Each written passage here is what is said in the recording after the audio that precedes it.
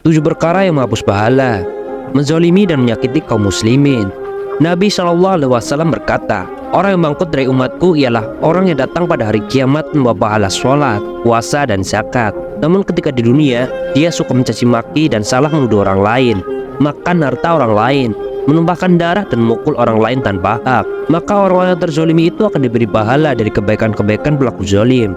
Jika telah habis kebaikan-kebaikannya, maka dosa-dosa mereka akan ditimpakan kepadanya. Kemudian dia akan dilemparkan ke dalam neraka. Hadis riwayat Muslim. Mengungkit amalan. Allah SWT berfirman dalam surat Al-Baqarah ayat 264, wahai orang-orang yang beriman, janganlah kamu merusak sedekahmu dengan menyebut-nyebutnya dan menyakiti perasaan penerima, seperti orang yang menginfakkan hartanya karena ria atau pamer kepada manusia, dan dia tidak beriman kepada Allah dan hari akhir. Merasa ujub atau bangga terhadap diri sendiri. Syekh Muhammad bin Shalih Al-Utsaimin rahimahullah mengatakan, ujub itu bisa membatalkan atau menghapus pahala amalan seorang hamba. Syirik. Allah SWT berfirman, dan sesungguhnya telah diwahyukan kepadamu dan kepada nabi-nabi yang sebelummu.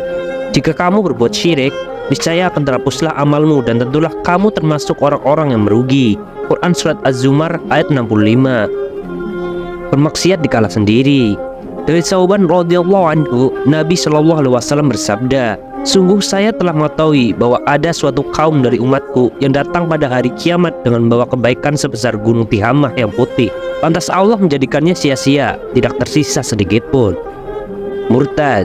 Allah SWT berfirman, barang siapa di antara kalian yang murtad dari agamanya kemudian mati dalam keadaan kafir, maka mereka itulah orang-orang yang terhapus amalannya di dunia dan akhirat, dan mereka itulah penghuni neraka. Mereka kekal berada di dalamnya. Quran Surat Al-Baqarah ayat 217.